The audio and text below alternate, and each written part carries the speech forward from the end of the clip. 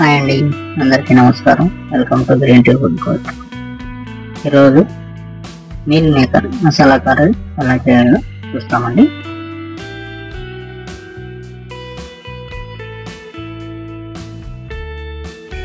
Oil బాగా వేడైన తర్వాత జీలకర్ర కొద్దిగా తిట్టిన తర్వాత ఆనియన్స్ రెండు కట్ చేసుకొని మిక్సీకి వేసుకున్నామండి. మిక్సీకి వేసుకున్న ఆనియన్స్ ఒకసారి బాగా మిక్స్ చేసి కలర్ చేంజ్ అయిన తర్వాత ఇప్పుడు ఆలు వేసుకోవాలి. ఆలుని బాగా మిక్స్ చేసుకొని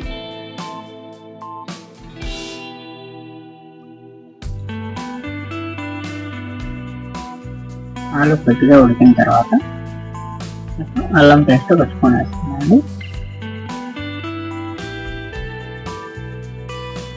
అల్లం పేస్ట్ పచ్చివాసన పోయే వరకు బాగా వేయించుకోవాలి.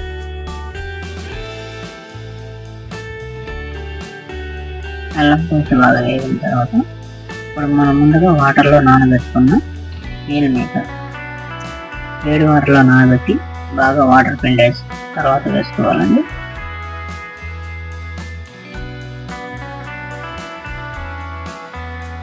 బాగా మిక్స్ చేసుకోవాలి. ఆయిల్లో బాగా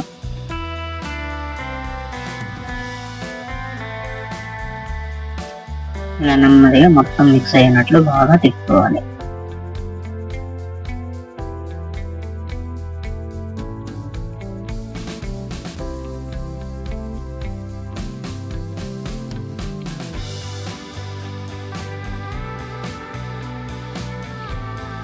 గరం మసాలా కొద్దిగా, ధనియాల పొడి కొద్దిగా,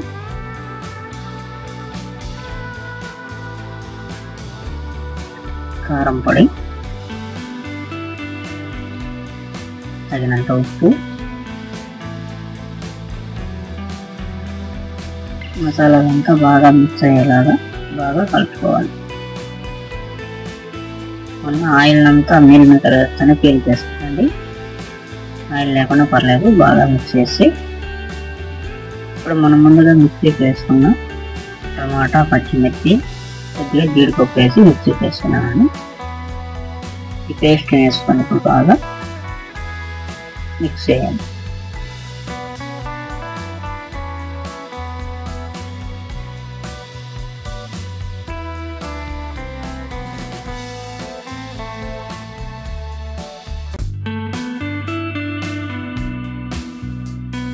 కొద్దిగా మనం వాటర్ వేసుకోవాలి.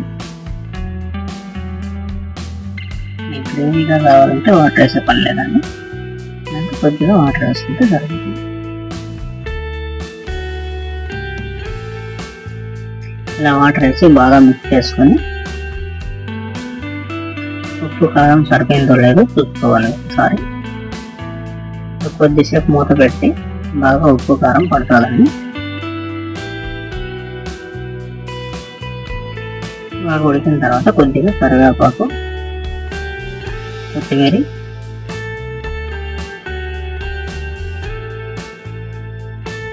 రెండు వేసుకుంటే కొంచెం టేస్ట్ అనేది డిఫరెంట్గా ఉంటుందండి.